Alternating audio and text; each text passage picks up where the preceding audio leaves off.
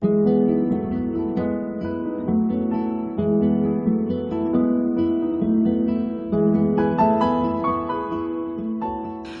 came to see the genetic counselors at Hoag because my mom entered the Hereditary Cancer Program. She tested for the BRCA2 gene, and she's had breast cancer twice.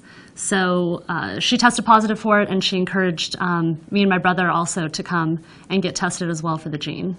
I came to see the genetic counselors at Hoag because my mom was diagnosed with breast cancer for a second time, and she tested positive for the BRCA2 gene.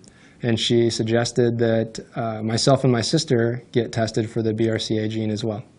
My results were negative, and that's really given me a peace of mind because knowing that breast cancer has run in the family, my mom had it twice, her sister also had it twice, I've just always assumed that I would eventually get breast cancer as well. So testing negative for this gene has really given me a peace of mind for myself that I have a lower chance of getting it, and also for my future children. So I tested positive.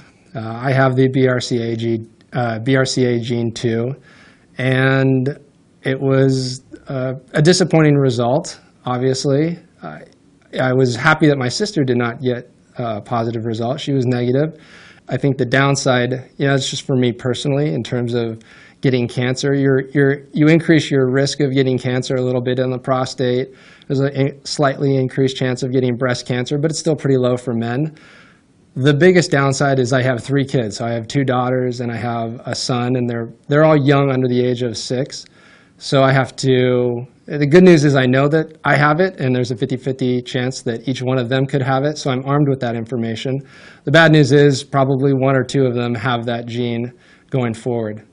The good news is there's a lot of advances in medical research, and so I'm hoping that there will be something less invasive than a mastectomy that my mother had to go through if one of my children end up getting that.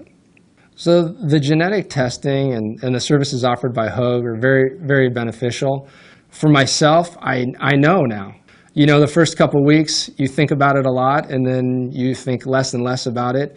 And the kids are young, so you really don't have to think about things around cancer until they get older. But everything's kept private, and that's the most important thing. And there's also laws that prevent the insurance companies from raising your premiums or for any of this information to be held against you. So that is another positive thing. There's laws in place to protect you. At the end of the day, this is just good information to know about and to be armed with, because you can make intelligent decisions about your health care for the future.